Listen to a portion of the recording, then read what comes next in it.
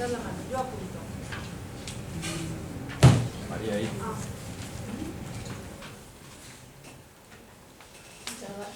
Hola. No, es que Hola, muchas gracias por los datos que habéis aportado, que la verdad que son muy sugerentes.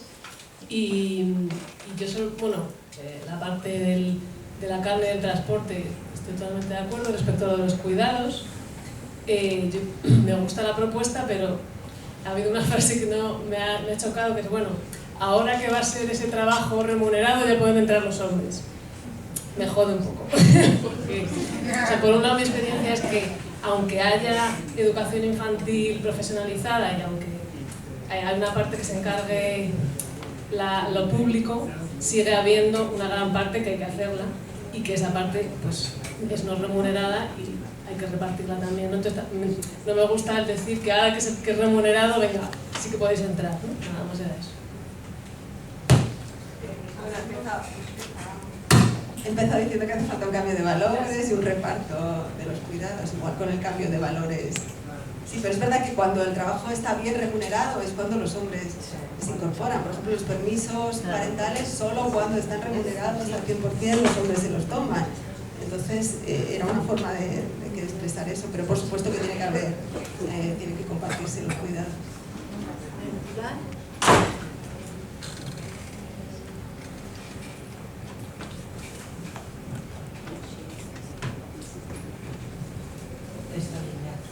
Yo voy en la misma línea. De alguna manera lo que se plantea es que la división sexual del trabajo no sería tan importante erradicarla siempre y cuando los trabajos generan derecho, porque lo que se está planteando en este punto de vista es que el trabajo del cuidado es positivo desde el punto de vista del cambio social que pretendemos y que ese trabajo está realizado por mujeres.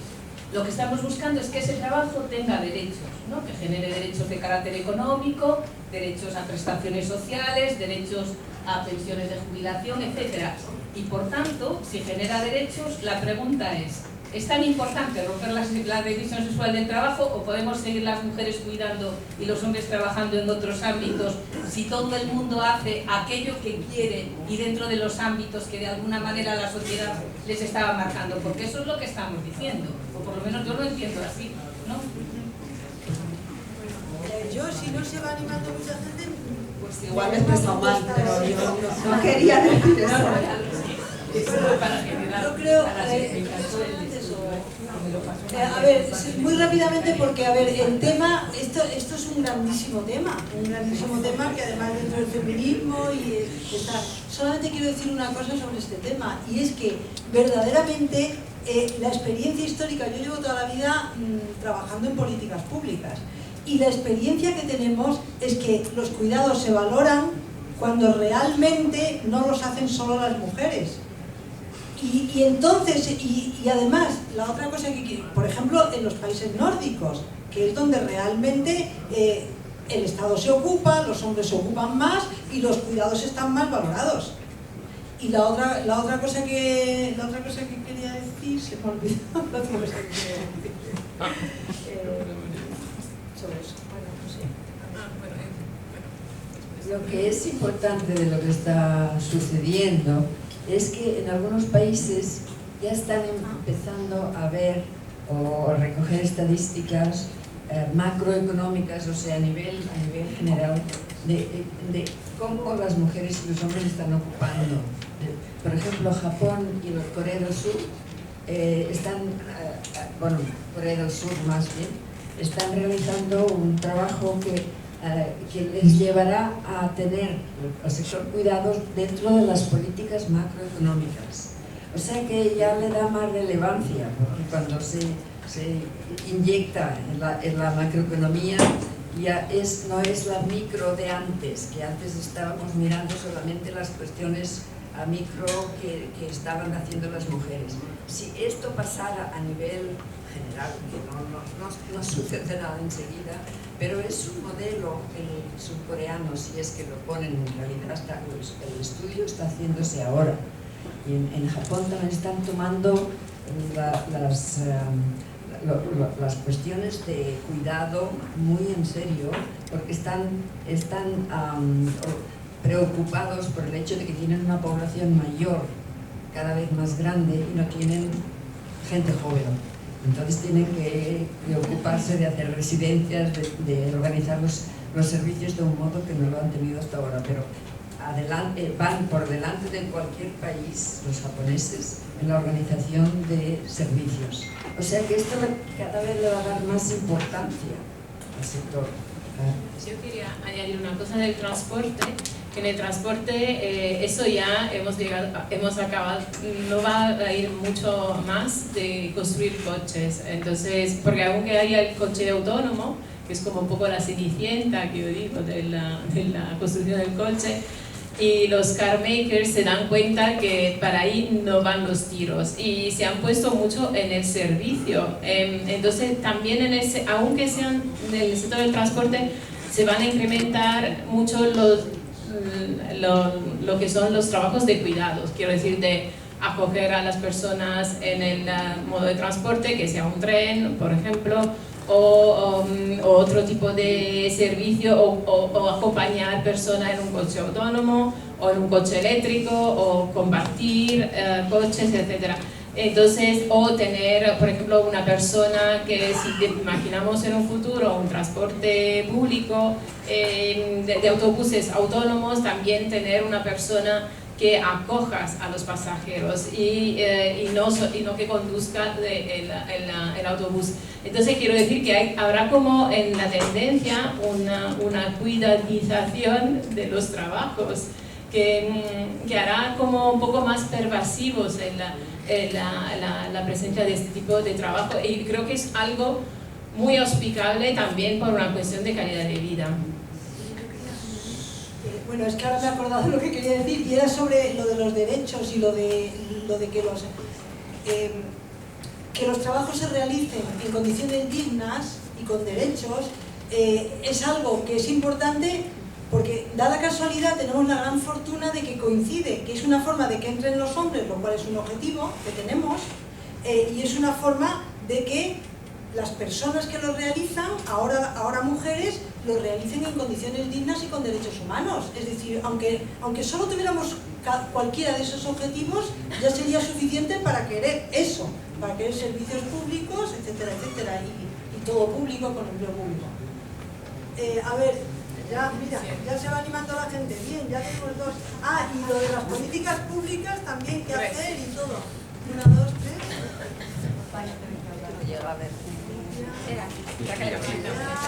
Bueno, no pasa nada, tengo un tono de voz fuerte, creo, aunque estoy un poco... Totalmente de acuerdo con lo que habéis dicho del tema de remuneración, de la remuneración de esos trabajos para dignificarlos. Yo lo que me gustaría es, a modo de plantear algo, que yo últimamente pienso bastante sobre esto, como habéis hablado de valores, se ha hablado siempre hombre o mujer.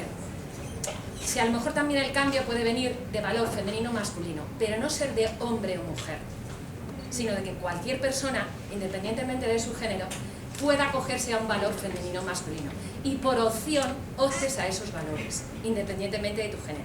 Y creo que ese cambio sería verdaderamente donde vendría el tema un poco de reconocimiento y libertad.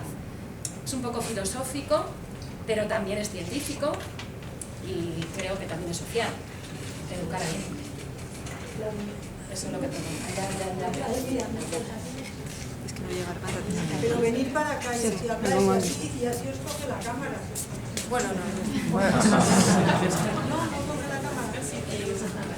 Bueno, yo quería plantear qué papel tiene aquí la familia nuclear occidental y bueno, como que se está planteando en los cuidados desde una perspectiva muy, pues teniendo como referencia a esta familia nuclear, y quería preguntar qué tipo de papel puede tener otro tipo de relaciones, qué papel pueden tener otras formas de relacionarse en este tema de los cuidados.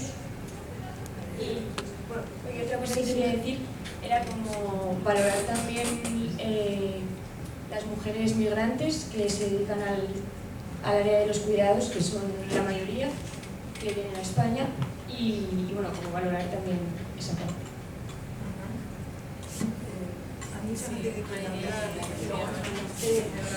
Esta chica de rosa había venido hace mucho tiempo.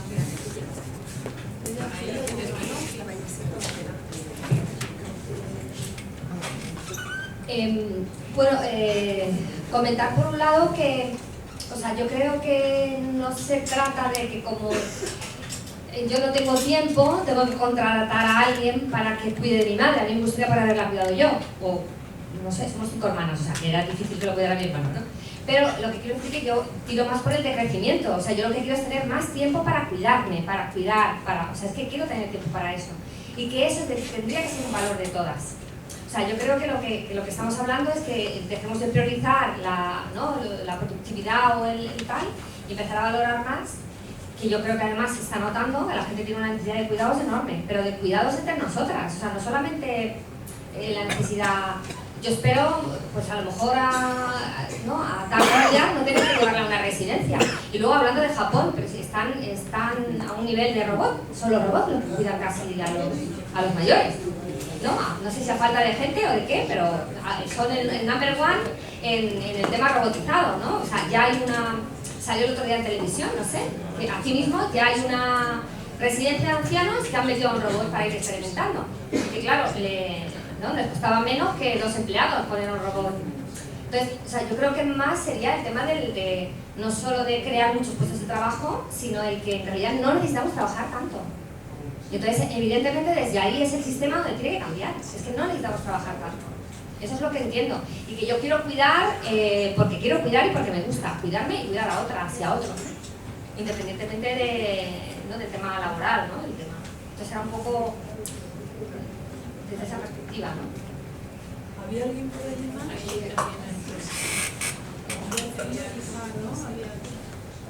Bueno, muchas gracias a ustedes. Yo tengo una pregunta a relación, ¿cómo ustedes vean el potencial del cambio que está en el subtexto de todos los números que ya muestra que el parte femenino de la población es más allá a una otra manera de vivir? O si, y para mí esa es una pregunta interesante, si todos los números y los resultados que nosotros podemos ver, que ustedes han mostrado en esta presentación,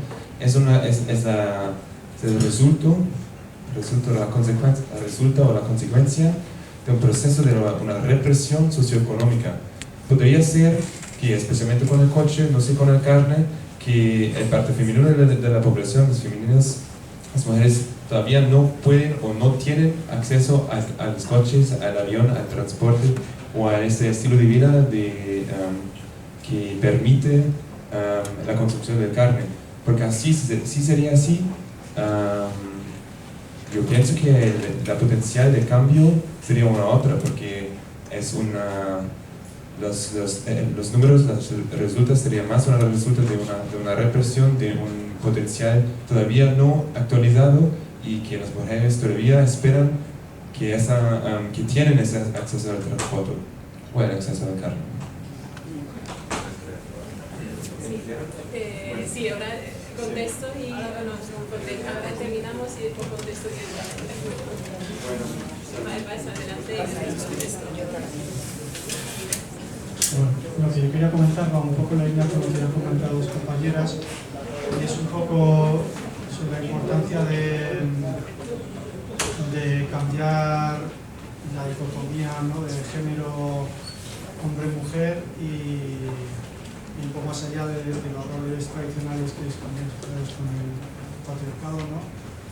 Y luego también la importancia sobre todo también de relativizar y de romper con el concepto de empleo, sobre todo, o sea, ahora mismo estamos en una sociedad, bueno, dominada por el capitalismo, especialmente neoliberal.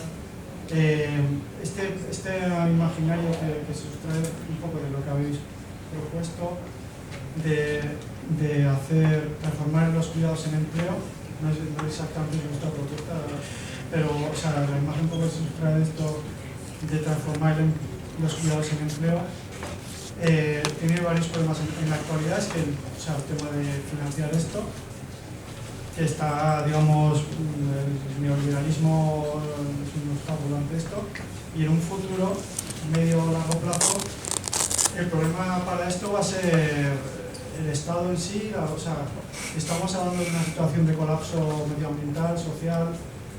Yo creo que lo que es importante es que las tareas de cuidado sean universalizadas, distribuidas en todos, tanto entre hombres y mujeres, que no tengan una distinción de género y sobre todo que sean asumidos como parte de la vida normal y como, más que empleo, como parte de nuestro trabajo normal, diario, ¿no? Y es que yo creo que en una situación de colapso, que la propia existencia del Estado no sabemos cómo va a desarrollarse, si va a haber economía monetarizada, igual hay que revertir un poco ciertos aspectos de la economía actual. No, voy a cortar yo. O una última, antes de contestar. Yo quería hablar un poco, tampoco de empleo, sino algo sencillamente humano. Primero, que es un gran papel de la mujer y de la madre de formar los niños, los chicos con otra mentalidad, desde pequeños, que hagan las mismas cosas que las chicas en casa. Y ya se acostumbran. Yo esto lo he hecho.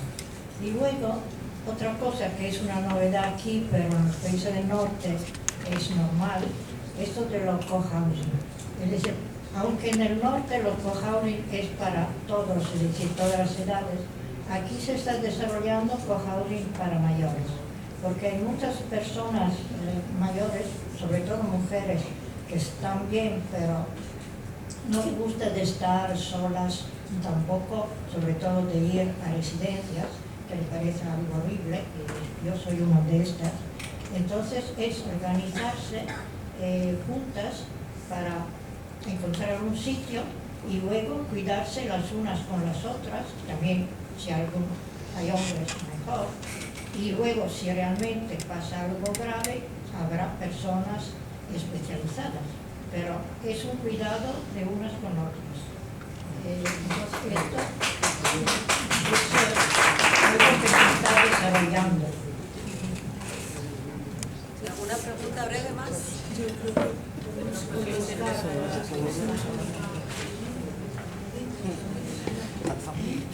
Bueno, contesto un poco a la parte de transporte. Creo que en la presentación, aunque he ido un poco rápida, creo que lo he dicho, que el comportamiento más sostenible de la mujer en el transporte está debido a mandatos de género. Sustancialmente porque han tenido menos acceso al coche, porque se mueven menos en avión, porque trabajan menos en puestos de decisión, entonces se mueven menos en avión, y porque hacen la movilidad del cuidado, que es más una movilidad de proximidad, y muchas veces la hacen andando, aunque es más rápida, o en transporte público, en autobús. Entonces, evidentemente, el punto donde estamos es porque hay un origen, que es un mandato de género, y que no nos hace gracia, para decirlo así. Pero si estamos en este punto y como lo que tenemos que hacer es reducir emisiones, es algo que toda la población tendría que llegar a este punto, y no que las mujeres tendrían que llegar al otro punto de viajar más en avión o en coche o lo que sea. Decimos que es como coger una foto de la situación actual y ver dónde nos enganchamos, ¿no? Y así como para el consumo de la carne, pero que no desconozco un poco las dinámicas. Pero la idea es crear, decimos que el título de la charla es "La mujer está un poco más cerca de lo que es un comportamiento sostenible", porque se mueven en transporte público o andando de forma más sostenible, y se mueven mucho, pero lo hacen de forma sostenible, y por otra parte tienen un comportamiento que se puede imitar. Simplemente eso. Evidentemente, si tuviéramos aquí una política que nos hace más fácil coger el coche y nos hace más fácil ir a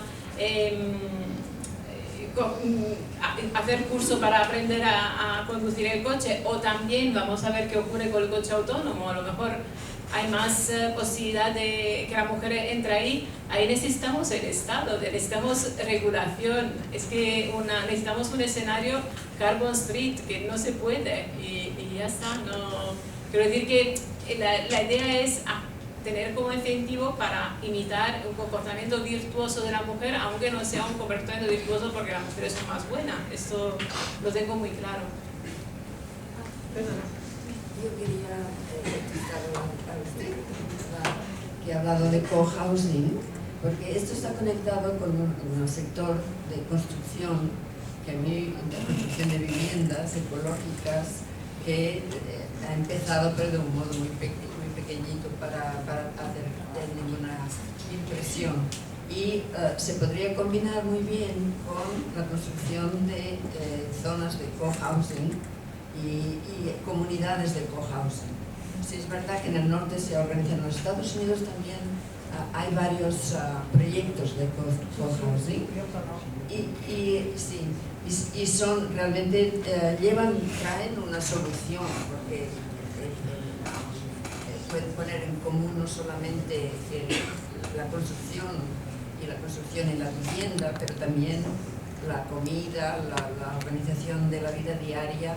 O sea que es más que esta construcción de cohousing. A ver, yo quería hablar sobre, mirad, porque cuando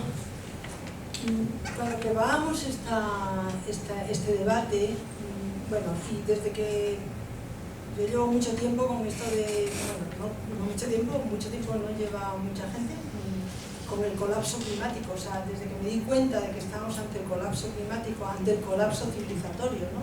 ¿Cómo tenemos que hacer, ¿no?